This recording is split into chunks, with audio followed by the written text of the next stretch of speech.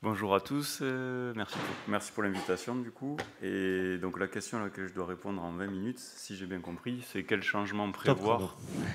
Top chrono, j'ai mis le chrono. Quel changement prévoir pour pouvoir travailler avec des robots agricoles? Alors c'est une question intéressante, on va en parler.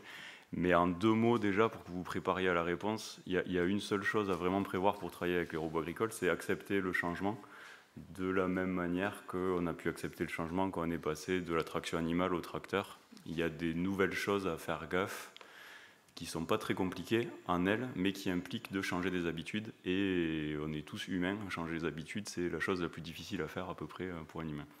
Mais c'est possible, ne vous inquiétez pas.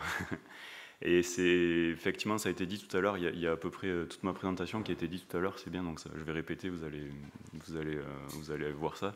Mais les tracteurs qui se conduisent tout seuls via du GPS RTK de précision, ça existe depuis 10 ans. Par contre, ça reste des tracteurs et on ne change pas les usages pour l'instant autour du tracteur. On peut juste lâcher les mains, faire plus attention à l'outil, au réglage, téléphoner, faire autre chose. Voilà. Mais on ne change pas profondément l'usage ou l'habitude. C'est ce genre de choses qui va changer par contre avec le robot. C'est bon, c'est clair ça? Donc qui je suis un peu pour vous dire tout ça? Je suis quelqu'un qui a cofondé Nayo Technologies il y a 5 ans, et il y a 5 ans on faisait ça, et on était relativement contents à l'époque. Donc ça c'est le premier robot agricole de Nayo Technologies, qui fonctionnait pas du tout, qui n'arrivait pas bien à avancer, qui tirait aucun outil, qui allait pas droit. Mais c'est juste pour vous dire, donc ça c'était il y a 5 ans, gardez ça en mémoire, et après je vais vous montrer un petit peu où on en est aujourd'hui. C'est pour dire aussi que ça évolue relativement vite. Là je ne vous parle pas du futur, je vous parle vraiment de ce qu'on fait aujourd'hui, en ce moment, de ce qui est possible. Donc aujourd'hui, on a une gamme de robots maintenant, donc ils ont un peu évolué comme vous avez vu en 5 ans. Donc vous avez sur votre gauche le plus petit, c'est le robot Oz qui est à destination des petits maraîchers diversifiés, principalement un petit peu les pépiniéristes et les horticulteurs, mais tout ce qui est petite surface de culture à forte valeur ajoutée, moins de 10 hectares. Ensuite vous avez un prototype sur lequel on travaille qui est un engin un peu plus gros à chenilles, qui sera dédié plutôt à des petits vignobles en pente ou à des gros pépiniéristes. On a beaucoup travaillé avec des vignerons champenois, par exemple, pour ce genre d'usage. Ensuite, l'enjambeur à vigne, que je vais vous détailler un peu plus longuement sur la fin, et un enjambeur de l'autre côté à légumes, pour tout ce qui est légumes industrie, donc des producteurs de légumes spécialisés qui ont un peu plus de 10 hectares. Voilà. Et je ne suis pas tout seul à bosser là-dessus, bien sûr. Maintenant, on est une équipe, on est un peu plus de 20 personnes. On est basé juste à côté de Toulouse. Si vous passez par là, n'hésitez pas à venir nous voir. Donc principalement des technico-commerciaux sur le terrain pour accompagner nos clients, des développeurs logiciels, mécaniques, informatiques, et puis de la production. Voilà à peu près les équipes. Donc Oz pour démarrer, juste pour vous repositionner, vous montrer dans le contexte et vous montrer à quoi ça peut ressembler un robot agricole tel qu'on en commercialise nous depuis 3 ans maintenant. Donc Oz, c'est un petit engin, 1 mètre de long, 50 cm de large, et ça passe entre des rangées de légumes. Donc là, vous allez le voir sur des jeunes choux, mais toute la rangée de légumes cultivés à plus de 60 cm d'interrang, ça peut passer sans problème. Et là, on commence à parler de changer les habitudes, parce que beaucoup de maraîchers plantent à 40, 50 ou 60 cm entre les rangs. Un peu par habitude, un peu par intérêt agronomique, ça se discute, et un peu surtout, beaucoup à cause des outils tracteurs qui sont adaptés à ces interrangs. On passe bien entre deux roues tracteurs, on met 4 ou 5 rangs, c'est très pratique. Et donc déjà dire vous plantez à 60 cm ou à 55 cm, plantez à 70 plutôt, et le robot fonctionnera mieux, vous aurez un meilleur désherbage, vous allez pouvoir automatiser complètement le désherbage. C'est un changement qui est extrêmement fort et extrêmement complexe à faire parce que ça remet en question tous les outils qui travaillent sur ces parcelles. Voilà, c'est juste un exemple. Un autre exemple que vous avez là, vous voulez que le robot puisse faire ses demi-tours automatiquement sans avoir besoin de vous. Il y a besoin de planter ces petits jalons rouges en bout de rang. Ça l'aide à se repérer, à être sûr qu'il a le droit de tourner quand il voit les jalons rouges. Et il faut lui laisser 2,50 m de distance en bout de rang. C'est assez facile. En général, si le tracteur il a la place de tourner, on peut laisser les 2,50 m en bout de rang, pas de souci.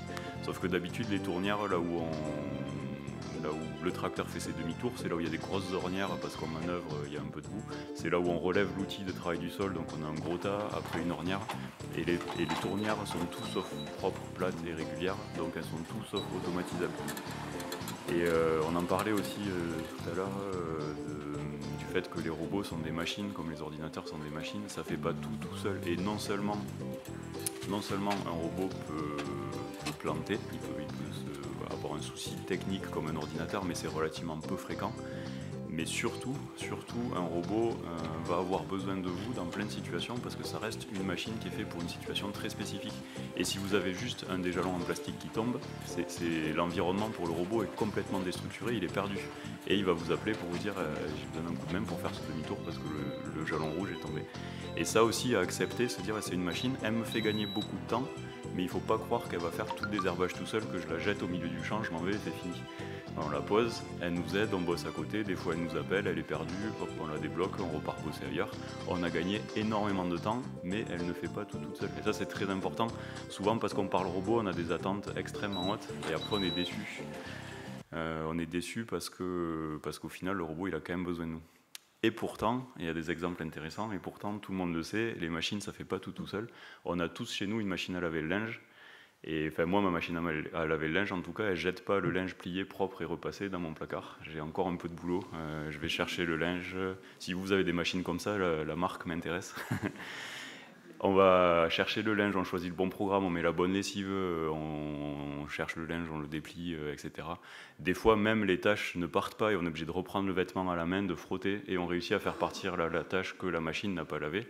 Mais on ne dit pas ma machine à laver le linge, elle ne marche pas. Non, elle fonctionne dans certaines conditions, on est très content, elle nous fait gagner beaucoup de temps, mais elle ne fait pas tout à notre place. Voilà, ça c'est très important.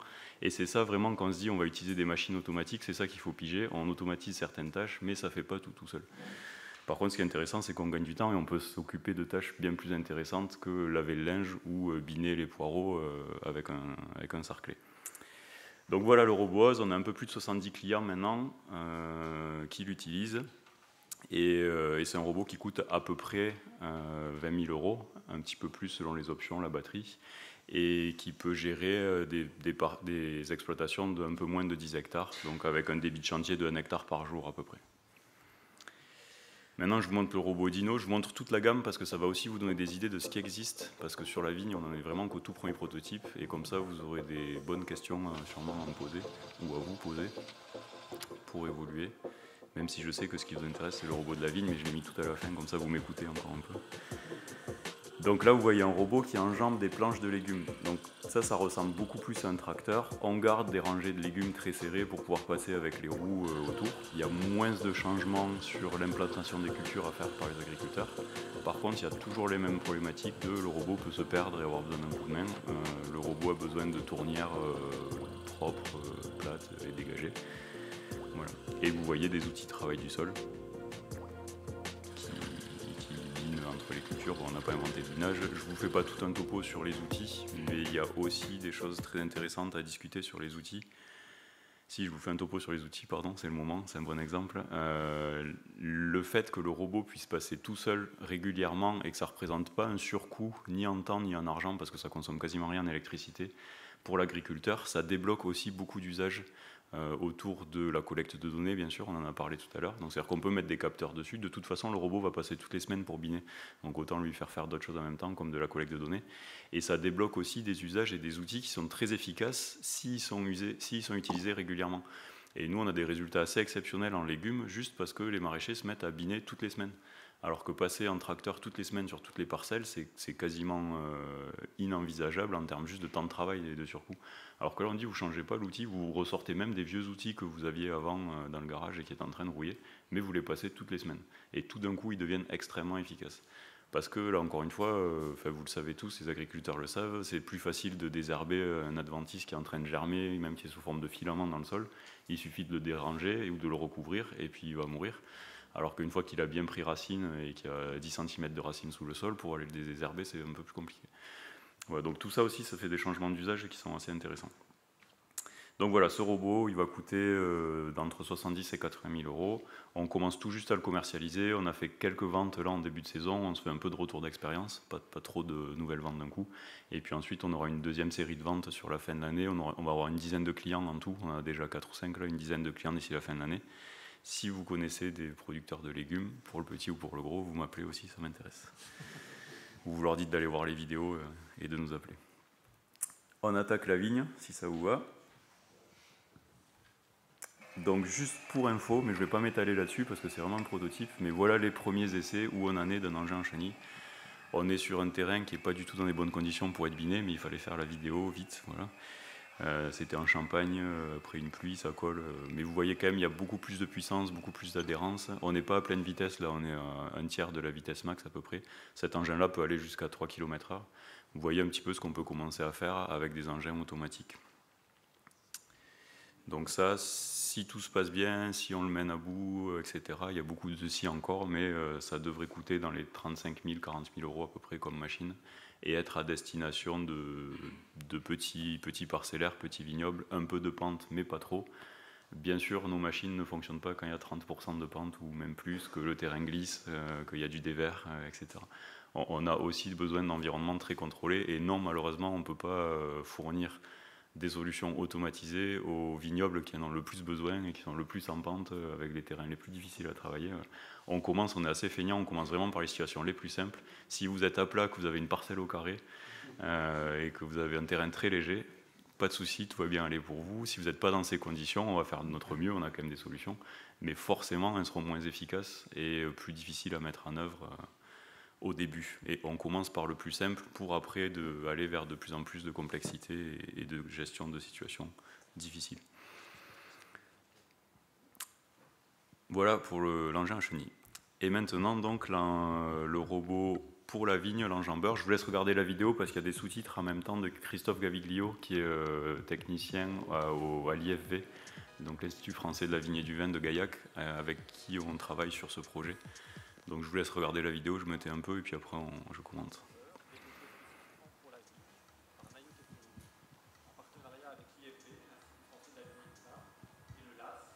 Merci.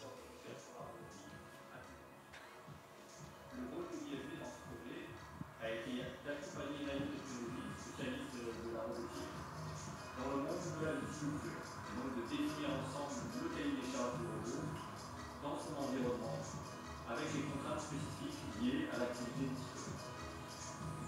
La première application, c'est le désherbage mécanique sous le rang, c'est-à-dire une application où les vignerons ont un intérêt majeur à utiliser un robot pour le gain de temps que cela fait. Les applications futures pour le robotel seront la pompe, dans un premier temps, pour rester sur la partie entretien du sol en ligne, et puis l'éventrage, c'est une application qui va permettre de se passer aussi de produits chimiques pour la suppression des rejets d'azote. Et enfin, l'application des produits phytosanitaires, c'est-à-dire les traitements, avec un intérêt majeur qui est celui de sortir l'applicateur du champ d'application des produits phytosanitaires.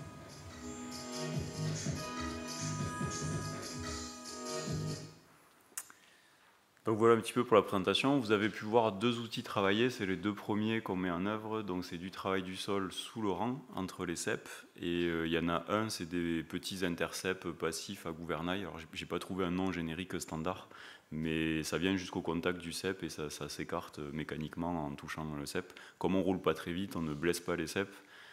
Et ça a l'air de marcher pas mal. Par contre, il faut travailler une terre meuble. C'est très efficace, des tests qu'on a fait avec l'IFV, pour travailler dans un cavillon qui a déjà été formé, qui est déjà levé. On ne va pas attaquer un sol de printemps qui n'a pas été travaillé de tout l'hiver avec ce genre d'outils. Et après, vous avez vu des bineuses à doigts en caoutchouc de la marque Cress qui sont aussi relativement efficaces dans des sols légers. C'est pas obligé d'avoir un cavillon monté là, il faut un peu de vitesse pour bien travailler. Et on a des bons résultats, mais toujours, on ne va pas attaquer un sol qui n'a pas été préparé au moins une fois avant ou qui n'est pas entretenu de manière régulière. Donc là aussi, il y a des contraintes, on ne fait pas tout. Par contre, on devrait soulager énormément le temps de travail. Donc 2-3 infos techniques sur la machine. On va pouvoir aller à 4 km/h maximum. Ça doit faire, en une journée de 10 heures, on devrait arriver à faire 4 ou 5 hectares. Et je mets tout au conditionnel parce que cette année, c'est les premiers essais, vraiment. Donc là, de tous les premiers essais qu'on a fait, on peut encore dire ça. Mais tant que ce n'est pas validé sur une saison, on ne s'avance pas trop. Et le coût devrait être de l'ordre des 80 000 euros.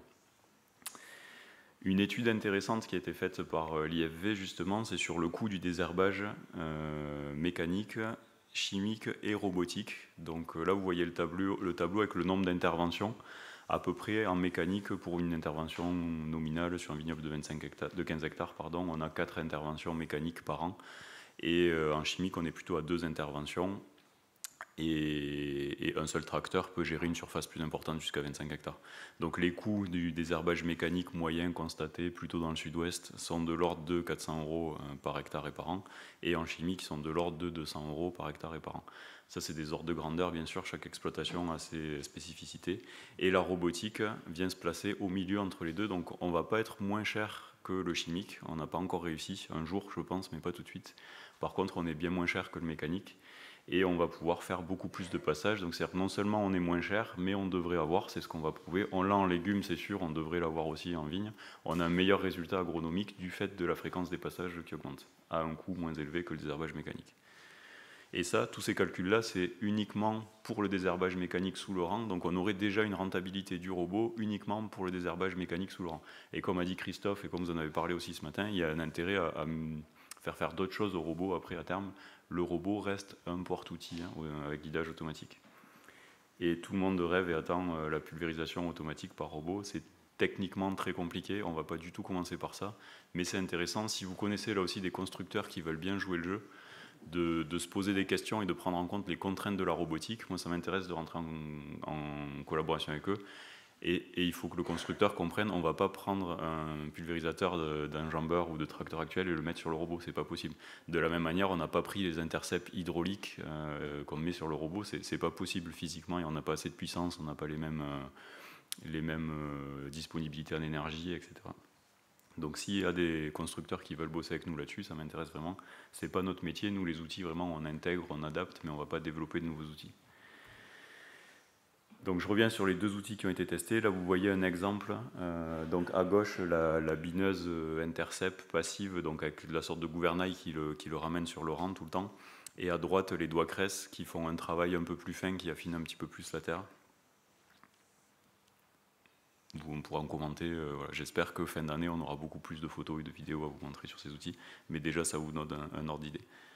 Dans le sud-ouest on a des terres un petit peu lourdes, relativement argileuses. Donc l'état des lieux sur ce robot, on termine les essais, les validations là, sur notre prototype. Le but c'est de livrer 2 maximum, on va voir, prototypes à des partenariats de R&D à cet hiver pour finir les validations cet hiver avec eux et ensuite pouvoir démarrer de la pré-série sur 2018. Donc si vous voulez précommander un robot en pré-série 2018, il n'y en aura pas pour tout le monde, pour de vrai.